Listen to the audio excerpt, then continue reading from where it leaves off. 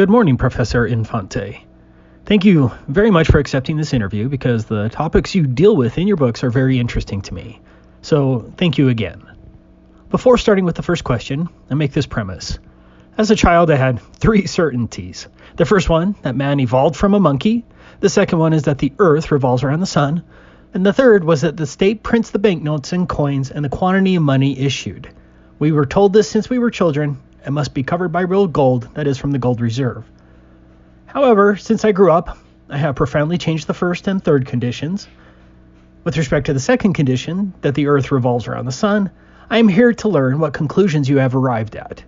Following your studies that you reported in your counter-history book of heliocentrism, the question is, Professor, how was your book accepted?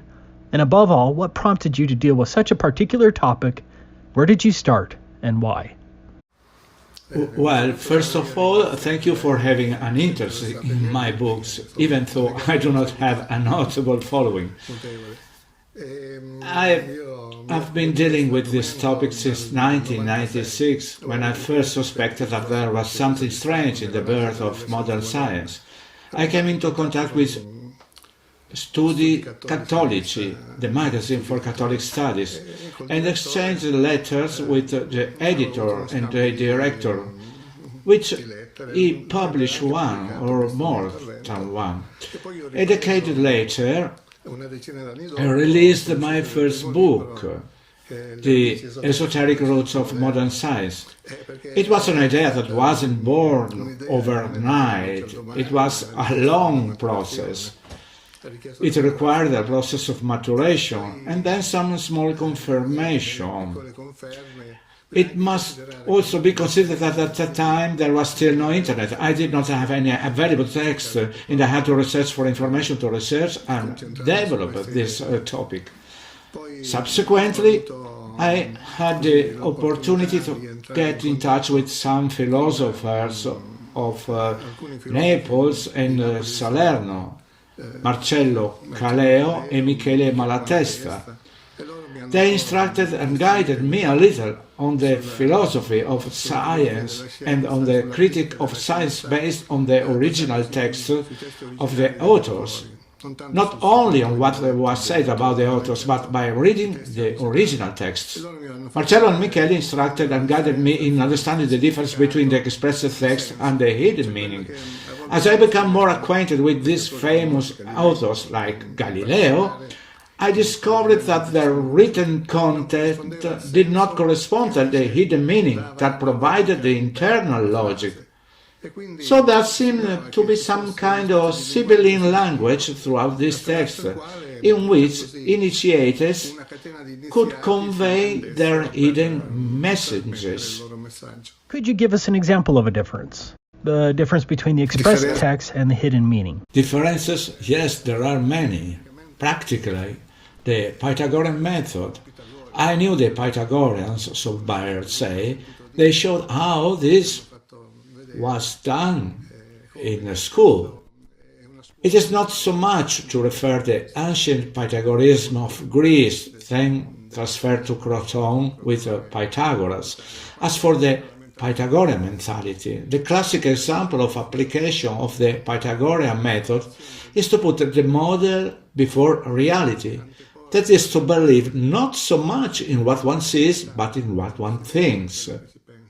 The model before reality is the structure of where the contradiction between the expressed text and the hidden meaning is created. Practically, then I have to say a premise. That is, the criticism that I made does not concern modern science as a whole. I'm speaking against ideological model trumping reality. In fact, the Pythagorean method has been inserted into heliocentrism. It has taught us to deny the evidence of our senses in favor of an ideological model, which was built on Pythagorean mysticism, pagan and Egyptian. And from this, the contradiction was created. Okay, I admit my ignorance of your books. I only know the counter story, that is, the last one. And so let us see the others too, because it seems to me that there is more than one book. Yes, I have written other books. I have them here at my fingertip. This is the very first of 2006, Modern Science, and here is everything that was then developed and expanded on. The exact title, Professor? The esoteric roots of modern science. The esoteric roots of modern science? So you sustain that modern science has esoteric roots? Yes, I also try to prove it. The fact is that all of these scientists were involved with the Rosicrucian movement, which was forming in the early 17th century, but they worked underground in an esoteric occult way beginning much earlier. Copernicus, Galileo, Kepler and Newton all had association with this secret society, Freemasonry and Rosicrucianism. There is a portrait of Galileo with a square and compass, if I'm not mistaken. Yes. Is it just a coincidence? There have been many lodges, many Masonic lodges have been dedicated to Galileo. I asked you before, what prompted you with such a particular topic? Where did you start? Where did this... I already explained this a few years ago. I have an interview where I showed a small symbol that you see here on the cover, here. This is a dialogue from the two greatest systems of Galileo, and there at the bottom there is a symbol with three dolphins in a circle. Here we have three dolphins in a circle forming the number 666, as each dolphin, taking as a separate element, represents a 6. Three dolphins, 3, 6, 666. So I wonder why in an astronomy text this 666 sign here had begun to sense that there was something strange, and therefore I started a criticism of heliocentrism based on 3 levels. The first level is the philosophical level, the technical, scientific, astronomical level, and then the doctrinal level. There are three categories of contradictions that involve this model here, and they have been inserted into our mentality through this heliocentric model. Can you tell us something maybe a little more specific? You said from the philosophical level and then to the technical level? From a scientific and technical point of view. From a scientific and technical point of view, can you give us some evidence? The supposed evidence that has been made to prove the alleged movement of the Earth in reality can be interpreted on the contrary as demonstrating the stillness of the Earth and the movement of the heavens and the sun. There are no absolute movements. All of the motion are relative. Therefore, changing the reference of the system itself also changes the conclusion. And when Foucault's pendulum or the spheres that were dropped from Bologna, from the 2 towers, it doesn't really prove that the Earth is moving. At best, they show that the skies move, and therefore they move. So you say the Earth doesn't move? This is my conviction. The Earth is firm. In fact, I can prove it because we haven't moved now. It is also my belief. Yes. We have something in common. Yeah. It is also my firm belief. Aristotle said that it is useless to prove the obvious things. I mean, I don't have to prove that the leaves are on the trees. Just look at them. It would be enough if that were the case. Perhaps we also need to demonstrate the obvious. This is a common sense. Common sense is a certain principle on which we must begin to establish knowledge. If you deny common sense, the philosophy of reality, you get to relativism, to agnosticism, and to idealism, nihilism, etc. But then, what caused the heliocentric hypothesis? I no longer call it a theory, to assert itself. Heliocentrism was such an absurd idea that it was immediately rejected by most of the people when it started. Really, it wasn't Copernicus, it was Marsilio Ficino, a Catholic priest who worked in the Medici court around 1460. He translated Corpus Hermeticum, with which there was Egyptian wisdom and religiosity translated into scientific terms, and in Corpus Hermeticum there is a reference to the heliocentric model, not so much from the astronomical point of view, but from the spiritual point of view. That is to say, a spiritual ideology was combined with each element, and there was the central spirit, the central fire, the sun that dominated over the other planetary spirits. This model was then transferred from Copernicus in a way as if it were a hypothesis that he has written on a small page, the Commentariolus, another work that was lost. But then, after years, he reworked and republished the Revolutionibus. How then it was imposed, we don't know. I assume it is also discussed in the Galilean letters. In one of the letters there is a Jesuit who wonders how they managed to impose an idea so impossible to conceive. Perhaps it was a joke, because it is beyond the evidence. Why is this important? In the end, what changes for us, for our vision of the world, if we adopt either the heliocentric or geocentric hypotheses? What is the difference? What essentially changes for us? Practically speaking, with heliocentrism, our contact with reality has been cut off. When children are born, they see things. They see them, but they don't know what they are. Then little by little they understand with teaching, and they give meaning to the things up to a certain point, at least until the Copernican hypothesis is reached. Children learn of the Copernican hypothesis, and this natural contact between observable reality and knowledge is interrupted and cut. Galileo praised Copernicus for having committed violence to the senses with reason. That is, reason does violence to reality. That is, there is no longer what one sees that is attached to the reality, but what one thinks. Accordingly, space is given to practically every hypothesis. Knowledge is no longer attached to reality. Instead, knowledge is attached to thought. Therefore, since thought is infinite, we arrive at idealism, nihilism, where everything becomes possible. It could be said that perhaps by forcing a little, that ideology prevails over reality.